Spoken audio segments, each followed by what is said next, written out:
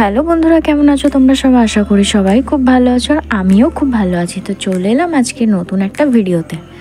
বেশ কিছুদিন আগে তোমাদেরকে শর্টসে দেখিয়েছিলাম যে আমি শর্ট পুঁটি কিনেছি। তো সেই নিজেই শর্ট পুঁটি কিনে নিজেই কাটাকাটি করেছিলাম। তো সেই শর্ট পুঁটি দিয়েই আজকে একটা রান্না শেয়ার করব তোমাদেরকে। যেহেতু 3টে মাছ মানে পুরো 1 কিলো ছিল, তো আমাদের দুজনের পক্ষে 1 কিলো খাওয়া সম্ভব না, তাই আমি কিছু মাছের পিস নিয়ে প্রথমে ওটাকে তেল হলুদ ভালো করে মাখিয়ে ভেজে নেবো, যেরকম মাছ ভাজে। মাছটা আমি সর্ষের তেলে ভেজেছিলাম।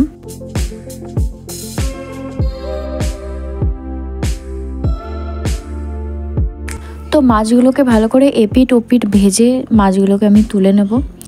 তুলে নেওয়ার পর সেম প্যানে আমি কিছু আলুও ভেজে নেব ভালো করে। তো আলুটাকেও ভালো করে আমি ফ্রাই করব। মাছের মধ্যে আমি শুধু প্লেন ঝোল করব না, এটাতে আলু দিয়ে করব, তাই আলুগুলোকে আমি ভালো করে নুন হলুদ দিয়ে বেশ ভালো করে এটা ভাজবো, যত অ্যাটলিস্ট 60% যেন কুক হয়ে যায়, তো সেইভাবে আমি ভাজবো।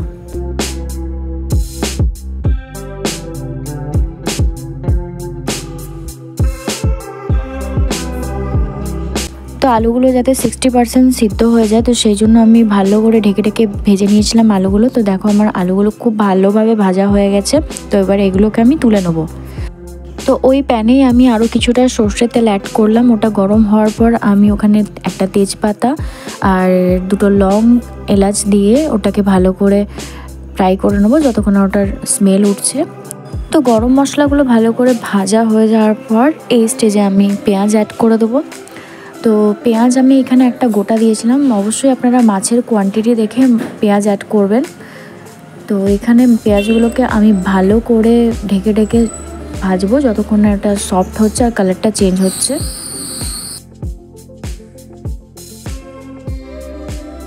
তো পেঁয়াজগুলো আমার ভালোভাবে ফ্রাই হয়ে গেছে। তো এখন আমি একটু আদা রসুন বাটা অ্যাড করব।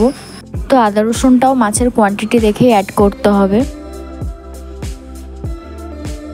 তো আদা রসুনটাকে ভালো করে ভাজবো যতক্ষণ আর কাঁচা গন্ধটা যাচ্ছে।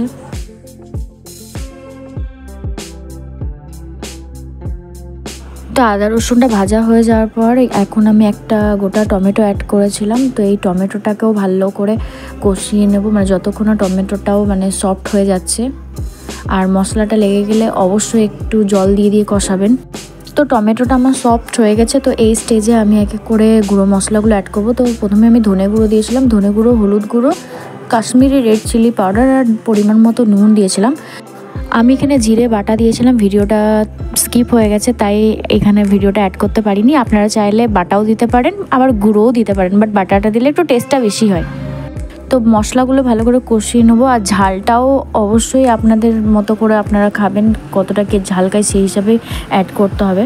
তো মশলাটা ভালো করে কষানো হয়ে যাওয়ার পর আমি মশলার মধ্যে আলুগুলো, ভেজে রাখা আলুগুলো দিয়ে দিলাম। তো এবার আলুগুলো দিয়ে মশলাটার সাথে মিক্সড করব আর ভালো করে কষাবো।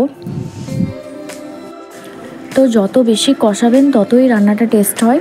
তো এখানে আমার কষানো হয়ে গেছে। তো আমি একটু একটু করে জল অ্যাড করব। তো আমার একটু ঝোল প্রয়োজন, তাই আমি সেই হিসাবে জলটা অ্যাড করেছি। তো আপনারা কীভাবে কতটা ঝোল খাবেন না খাবেন সেইভাবেই জলটা কিন্তু দেবেন।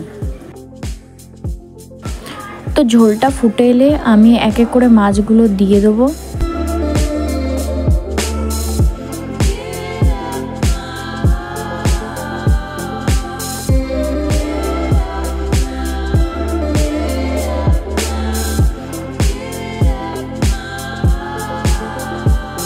তো মাছগুলো দিয়ে দেওয়ার পর আমি এখানে একটু সানরাইজ গরম মশলা অ্যাড করলাম। আমার সানরাইজ গরম মশলাটা বেশ ভালো লাগে, তাই আমি ওটাই দিই।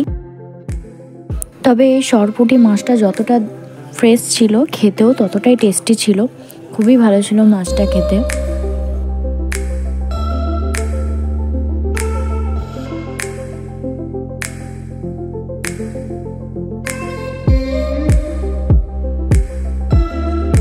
তো আমার মাছ রান্না কমপ্লিট। এটা গরম ভাতের সাথে খেতে খুবই ভালো লাগে। তো আমি ভিডিওটা এখানেই শেষ করছি। তো ভিডিওটা ভালো লাগলে অবশ্যই লাইক করতে বলো না আর কমেন্টও করে দিও।